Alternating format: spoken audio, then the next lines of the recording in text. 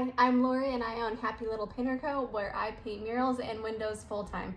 I'm going to teach you my process for window painting by showing you how to paint this cute Valentine's Day bear. Now this setup is just in my garage. I already pre-traced my design on there. This is with a white chalk marker. You don't have to pre-trace it. You can just go ahead and start painting, but I like to do that, especially for tutorials. And when I'm tracing, I like to use chalk markers. You can also use Posca markers or anything really, wax markers, expo markers, but I like chalk markers, just the basic white. I like Lottie, I like Luna and Luca, but it does not have to be brand specific. This is my bin. I use the DeWalt system for when I'm on the go, but you obviously don't need a system, especially if you're doing it at home. So here is the Lana and Luca markers. Here's some Posca markers. The reason why I don't use this as often is because it is harder to wipe off when you're done, so you don't want to see the excess of the lineage that you did. You can also use a Sharpie. It does wipe off the window. It's just a little bit harder, so you can use a Sharpie, and then I also carry an expo marker sometimes as well. But typically I always just have a ton of white chalk markers. As far as brushes go, you will see I am a brush hoarder. I used to teach paint parties, so I've gathered a ton of supplies over the last 5 to 7 years. But my top bin is actually my go-to because the other ones have larger brushes. This is specifically my zebra brush holder, and then different wasteful brushes down here. And then this is just my detail brushes. So I love zebra brushes. You can get them online. They are so crisp and so clean, and the bristles hold so much paint, so you don't really have to redip ever. And they make wonderful straight lines. So they have a lot of options too. And then I have a ton of other brushes in here just from like hobby stores, anything I found that was cheap. But my favorite go-to brushes are actually cheap makeup brushes. So this is the company I use, and I will link them in the comments.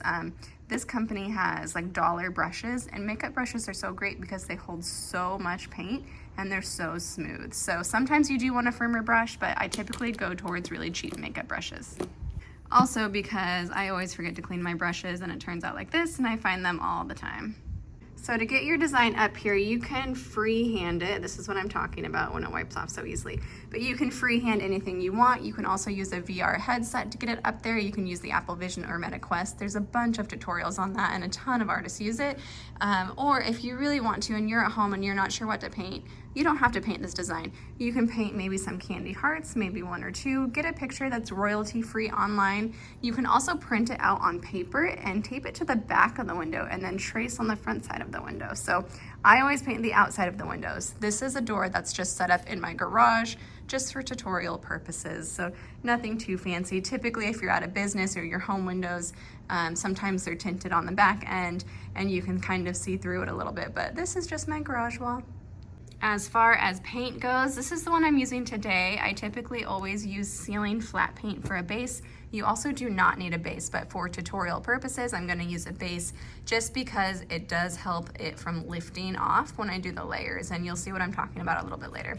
I always have a bucket of water. These were actually kept in my DeWalt bin here for the last month, and they're still soaking wet, which was awesome. I did clean them a little bit, but the paint didn't dry on them and I didn't ruin them. So I always also have just a cheap muffin container for paint mixing, or sometimes I always use the top of the lid, so it's pretty messy.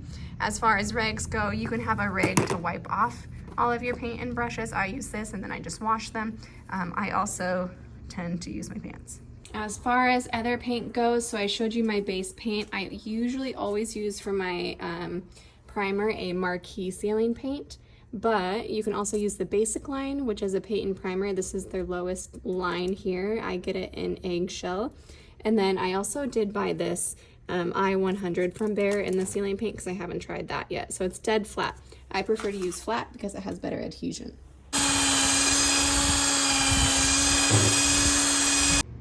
So when I'm outlining, I usually do the outline, and then sometimes like I take a roller to fill in big pieces on big windows, but when we're just doing little pieces like this, you can just do one thin coat. You do not want it to be perfect the first time. Sorry, I guess I should say we do want it to be perfect the first time, but we don't strive for that because it probably won't happen. I like to outline and then fill in as I go. If you're doing this at home and you're potentially just doing this to maybe even trial to see if you want to go out and paint business windows, It's great to try it on your home windows first just to get a feel for it, but every artist has a different technique and a different style, so you'll have to find yours. Maybe you try different supplies and stuff. You can use acrylics, like hobby acrylics and stuff like that. I have tried them. If I do use those acrylics, then I am just using like higher end, well, not really a lot of higher end because I don't want to spend all that money, but like I'll use Liquitex Basics paints a lot, especially because they're very vibrant. But most of the time for everything, I'm using interior house paint in eggshell. A lot of other artists use satin. Sometimes they don't base coat, sometimes they do. And a lot of artists also use exterior paint. Because I'm painting in my garage, this works a little bit different. I'm usually outside painting, and the windows are tinted in the back, and the weather is either on my side or it's not, but my garage is freezing today. A lot of people always ask, like, if I'm outlining it and then I'm just filling in white over it, like, how am I seeing all of this when it's all filled in with white? And it's hard to say because sometimes the camera doesn't show it, but you can see the outline through your first, maybe even second layer because of the texture. And I especially like to write out the writing first because you can see it. I try it multiple times, but I want to get the alignment correctly. Once that's correct, and then I outline it in the paint, when I fill it in, I can actually see, again, like the raised paint, I can see this through my first or second layer of coating if I'm doing the double layer of the white base. However, if I'm not using a white base, I do fill in the heart completely, and I take the back end of the brush and I just kind of draw it out with the back end here just to leave that space.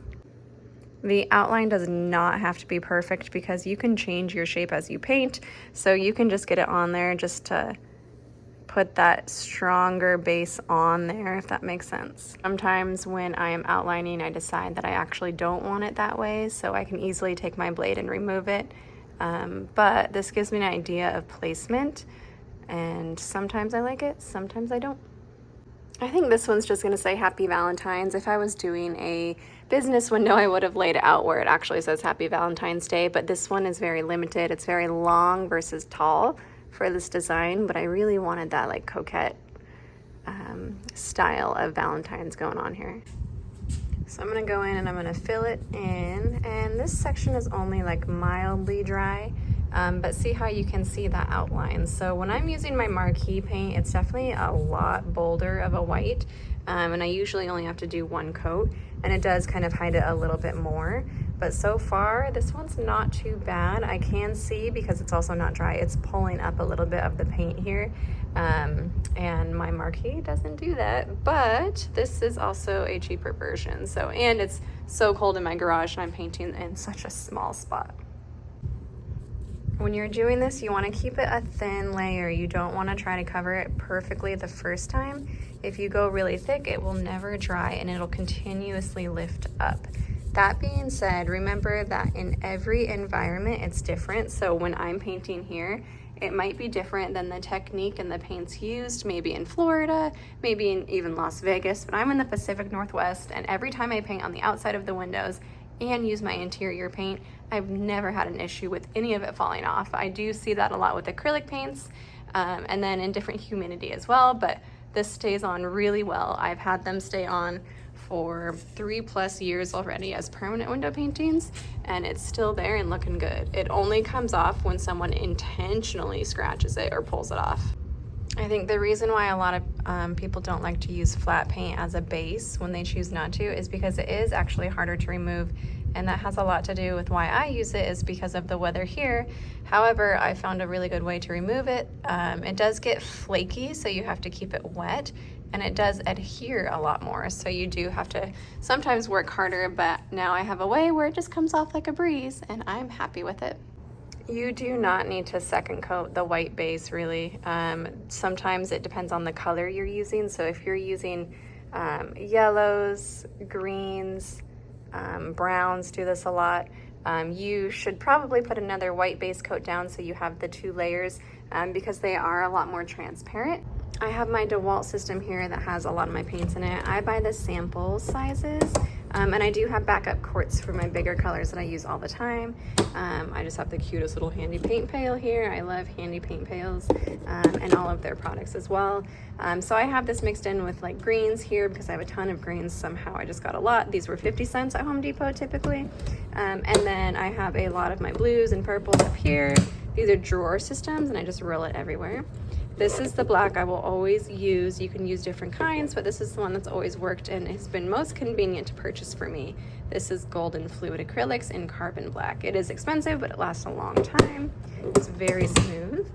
And then here, yellows, oranges, pinks. There is a white here too. Sometimes I use that. More chalk markers here. And I actually have not organized this since a month ago from my busy season. And I think I need to get a few browns here. And then more Posca markers. You can just use basic colors. You do not need all these colors. I hate mixing colors, so I buy whatever is on sample size or clearance or oops paints. I buy them when I see them, and then I just gather a ton of paint. So they work just fine. So let's go with some browns and a pink because that's what I'm gonna do my heart in. So here's a pink. Probably shouldn't be there. Should put it in the other drawer, but hey, this one looks to be flat, but whatever. And then this is like a teddy bear brown. Maybe a lighter color, maybe a darker color. So I'm just grabbing a fresh brush with some pink on it, and then I'm gonna go over and just start painting in my heart. I think it's dry, I hope it's dry. And I'm just gonna do a base layer. So very little paint, very soft touch, and I wisp back and forth. For this, you only need to do your base layers. You do not need to do all the shadowing and stuff I'm gonna do. I can tell the base layer is actually, the white under it is still kind of wet, so I'm gonna be kind of careful. It's okay if it overlaps a little bit on another shape, but you can still see how I can see all the lines through it, and it's actually turning out just fine. Sorry for the shadows, but you'll get the idea. So you can leave it like this. This is just one block fill here, or you can shadow it maybe on the bottom here. Somewhat like that. You can also blend it in as well. This is really more about the process, and you can use this with any design. I do have other tutorials online where you can watch the process and different things that I do, or I think I have an easy pumpkin tutorial for fall. I'll try to make something simple so you can actually follow along at home as well. So I'm just picking different hearts to do for different colors. You can see that this one is very opaque, so I don't really have to worry about the layering.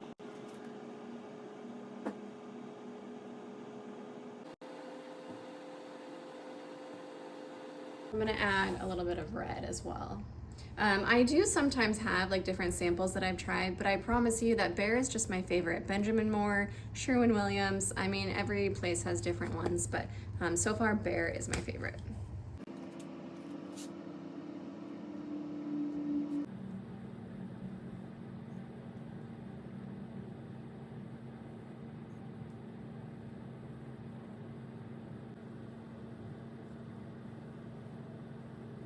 And I think I'm gonna do the banner up here. I think I'm gonna do that like a mild red, so some red with some white. And probably should be using a bigger brush, but I get so involved in what I'm doing that I just rarely never change it out. A lot of artists or window painters will probably be like cringing knowing that I'm painting with such a small brush.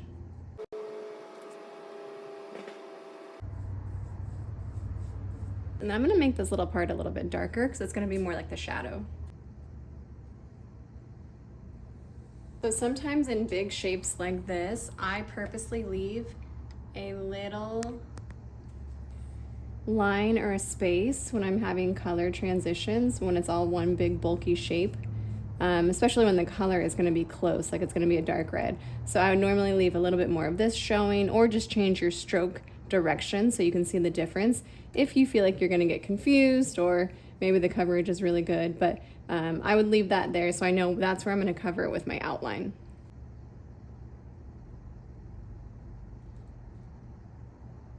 You can add more dimension just by adding some shadows, just something to kind of make it stand out. It doesn't have to be accurate. A lot of people think it does, but it does not.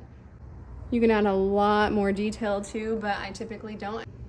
Can you just do one color of brown? Absolutely. I'm gonna do 3 colors, but I don't rinse my brush off in between. So again, you don't have to be accurate with the shadowing and the highlights. If you wanna be great, you absolutely can, but I do not. So I'm gonna take one of my browns and just start filling in. I know his little paws are right here. At least getting a base coat on one arm. And then I will start adding in some highlights and maybe some shadows and stuff. And then I might change the color completely too. Who knows? You never know with these things. This is kind of where I'm talking about where the outline will go, so I don't need to cover it in completely. And then it just shows kind of where the arm separates a little bit. If it had more light in this garage, I would still be able to see actually that first underlying white outline that I did, surprisingly.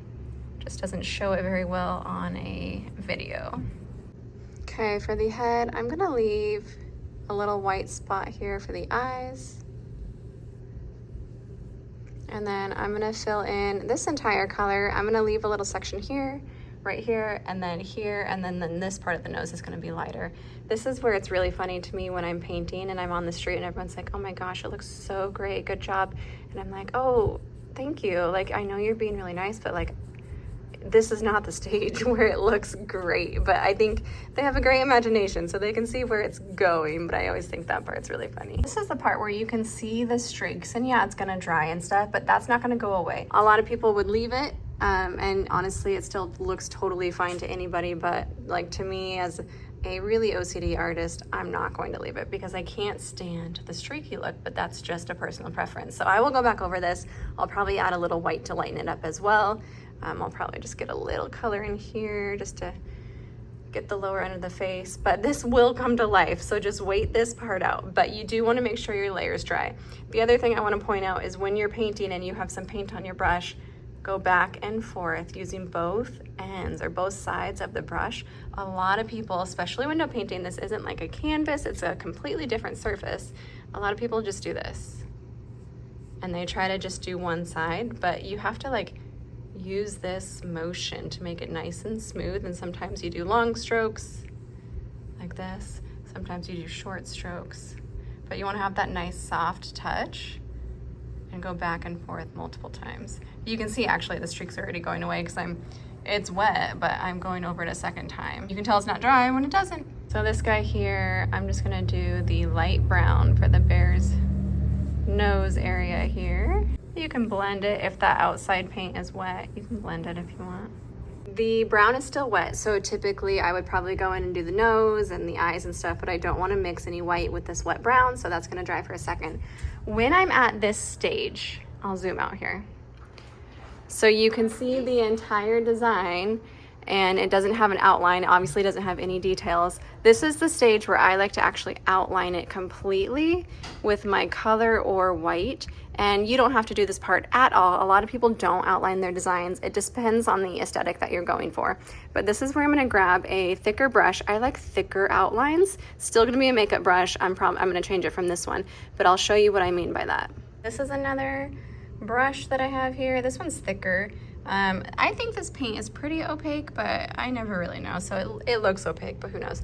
So I take it and I quickly do a really thick line around. This is gonna look weird to start, but once we start adding in the black and the detail, it's gonna come to life. So this is like the satisfying part, watch.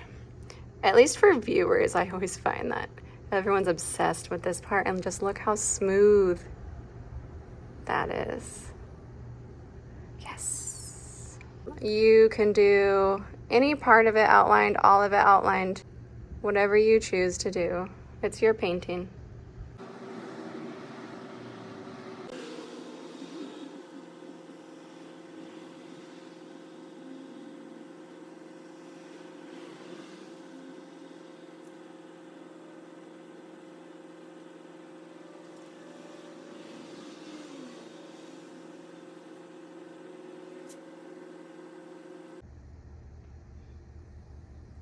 You can see that it kind of just looks a little obviously unfinished at this point. So I'm gonna go back in with the teddy bear. I'm gonna do my second layer of brown, same coat. So I'm gonna do the same thing, but I'm gonna start adding highlights and details now. Again, you can just do a second layer if it's streaky, and then you don't have to do any of the details and stuff, and we'll still outline it later. But this is just kind of like a little add-on that I'm gonna do that I prefer to do on my paintings. Again, starters don't have to do this. Also probably not the starterist friendliest design. You get the idea, but this is just really showing you the process of it. So let's start doing the second coat on the bear. So on the second coat, I can go back in and I can make it like a little fluffy here too. So now that I have my outline, I can go in and make the ear a little bit more fluffy, such as that, or you can make it even more fluffy. And you can do this while you're second coating it, so it still counts. So maybe it's just not so perfect of a line. And for the outside of the head, you can kind of just trail it along, do little dashes. So this is where I don't even rinse off my brush. I kind of dip a little bit into my dark brown, and then I might just do a few dashes here, a little bit on the outside. This is where might possibly be darker for an actual shadow here. I'm not great about getting my accurate shadows and highlights and stuff. I just add it. I don't really care, and it looks good. People who actually do like proper shadowing and highlights probably might fight me on that, but that's okay. So you can see how it adds just a little bit more dimension to it. And then I can go in with my lighter color here and make the top half a little bit lighter. Maybe adding a little lighter around my eye color. Eyes still look creepy, and that's normal. Outside of the arms can be a little bit lighter as well. This is where you always want to stick with a little paint, because if you take too much like this, then it starts to move into the color that you don't want. So I just go back in with the color that I had, kind of blend it through very softly, and you want to always end before you think you should. Okay, so I'm gonna add some white hearts back into the banner up top. We'll do 2 of these. So much harder to paint it while I'm recording, but I'll put my phone down here in a second. Because that red layer is dry, it goes over it just fine. And I'll do another coat over that. And I'll take some of my black and just squirt it into a little container here. It goes a long way, so that's definitely gonna be too much, but that'll probably get through my entire painting, if not, still be too much. I'm gonna go in and I'm gonna do part of the eyes and the nose, so I'm gonna dip into my black here. Come back up here, I'm gonna do my nose, like so. And then I'm probably gonna do the little swoops. For the eyes, you can do just little button eyes with a little pupil or something in the middle. I'm gonna do something different. I'm gonna come out on the outside. I like to make a lot of my things cartoony. Something like this, and I'm gonna even that out. I'm holding my portable charger and my phone at the same time. So it's getting a little interesting here. Okay, and then I'm gonna even that out as well. Okay, I kind of made them a little bit more even here. So there's that. So it's looking a little bit more cute. So now I'm gonna continue to take my black and I'm gonna start doing some outlines. We still have like white highlights and stuff to add if you choose. So this is where I'm gonna I take a smaller brush, but you can take any size brush. This is an angled brush. It's got a long handle, but it doesn't really matter. And you can outline. Now you can do like these little lines. Just strokes that don't really connect to make him furry. And straighten some out like that. I don't always wait until my outline back here is dry. You can see it's actually still wet right here, but I don't care. And here, there's the ear. We can do the same thing.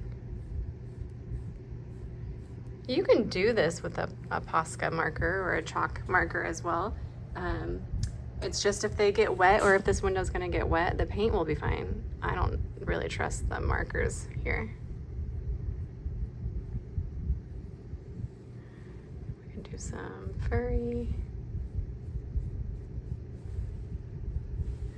You can add like the little teddy bear lines. That's what I was gonna do with this shadow. I don't know if I'll keep those, but teddy bear style.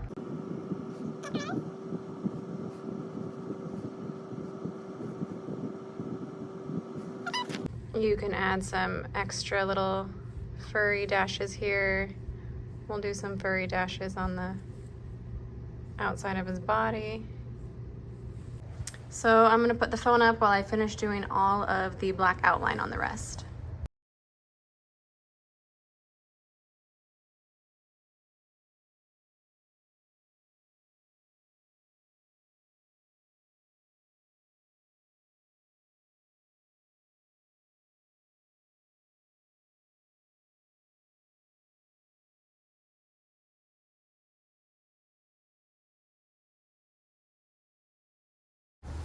And then I go back in with white. Oh, that drives me crazy. I might fix that.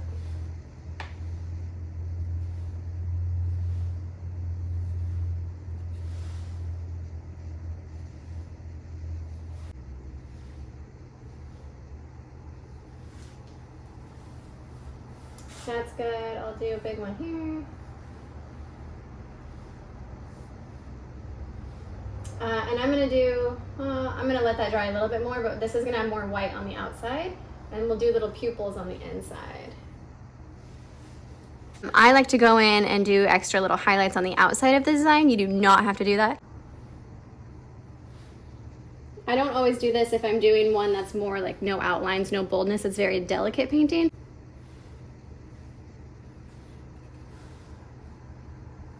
I'm gonna do a little white highlight on the nose. And then I like to take the back end of a brush, any brush really, dip it into my white. And then if it's still wet, just be careful, but I like to do the cartoony, so big pupil up here, and just a little one down here. I'll do the same thing on this side. Sometimes they look cross-eyed, but from a distance they look cute. You don't want this to drip too much. It looks like this one's definitely wanting to drip. You don't want to scratch it, so you're barely touching the surface when you're using the back end of a brush. It's gonna be like the 3D version. He's holding a candy heart. And then I'm gonna do some more white kind of around the bear. We'll do some lettering here and lettering there. You can do these guys. Sometimes I do this, I'm like, oh, maybe I didn't want to do that, but sometimes just small white highlights help it pop. Again, you can use a marker if you're more comfortable. This bothers me so much because none of that, it's not on any of the other hearts. So 2 things you can do: wait for it to dry, which it's easier in the summer, and then paint white over it and then go back over everything. Or take a little blade. I always carry like a little plastic or sometimes a metal one. I don't know, it's just whatever I grab. Blade, and just scratch off whatever part I don't like. Oh, look, see? He's crying. Oh, sad Valentine's bear. So what I would do, it would never really do this on an outside window for me because I usually have some heat going for myself far enough away from the window so it doesn't crack, but that's kind of symmetrical though, so it's not the worst, but I'll probably just swirl it in, pick it up with my brush here. You can also, well, that's not too bad. Not too bad at all, actually. So, or I would just wipe it off with my finger and repaint black.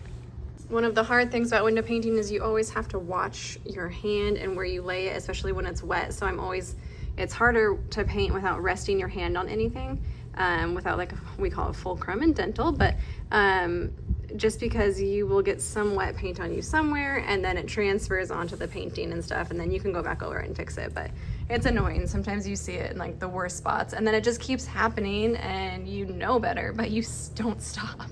Lettering brushes for me, it really depends on the size of the text. This is actually fairly small. I would say it's probably 1, 2, 3 feet long, and obviously just, I don't know, 8 inches thick, probably 6 inches. I'm not great with math, but I'm gonna use another makeup brush. So this one is hard to see, but round and short. Sometimes softer brushes aren't the best for lettering, so we're gonna give this one a try.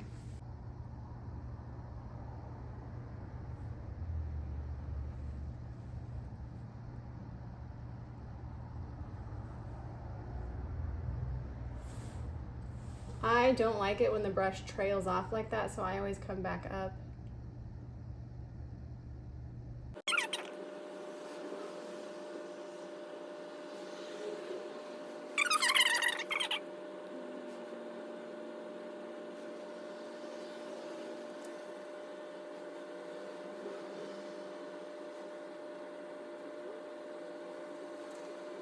That fits actually really well, so I'm gonna go back over it with a second coat, and then on every tail I'm gonna come back up as well, so it always has like a nice circular end to it. If I was at a business, I would probably be adding a shadow of some sort, like a darker red, and I would do that after my first coat of white. I would do the shadow just off to the right hand side a little bit, and then go back over a second coat of white, replacing the shadow. I know that's a lot of talk for a beginner work, but it looks fine without a shadow. You do not need a shadow. It does help it pop in some situations. But again, all these little details and stuff, not something you need. You can just fill in bulk coats with everything and it's still gonna look good, especially for a beginner. You can just do like 3 hearts in a window too. If you wanna write with a pen, that's also fine too, or a Posca marker. Okay, you can see closely, I had it in white and then I redid it because I realized that the candy hearts actually have more of a pink vibe to it, I believe. All the text is something like this. So I did the pink text. I'm just taking some red. Doesn't make a difference really, but I'm just taking some red right into a shadow just to make it pop a little bit more. One thing I will say that I never actually paint a window without, or I carry them everywhere, I use them for home projects, are my speed drops. These are from Zebra. I have them under everything that I paint because this one is actually new, but you'll see like paint drips when you're least expecting it, or you're gonna step in it and then trail it everywhere. I've had multiple incidents where I drop a can of paint, as you can see, and majority of it always lands on the speed drop and you wipe it right off and it doesn't go through or anything, and it's wonderful. I highly recommend them. Here is the final window. This would be really cute on any storefront, any house, anything simple. You can just do the banner and the hearts, maybe for a nursery window, or maybe you just do these hanging hearts from the top of your window, or candy hearts. But super simple. Again, you don't need all the stuff that I had. You just need paint and a brush. That's it. If you made it this far, thanks for watching and thanks for painting along with me. If you do follow this tutorial or any of my other tutorials, I'd love to see what you paint. If you have any specific window painting questions, please reach out to me or comment here and let me know what you would like to see me teach. Also, make sure to like and subscribe for more. I'm Lori and I own Happy Little Pin Happy Little Pin Co. Teaching you shadows. Hi, I'm Lori. Little Painter Co. Where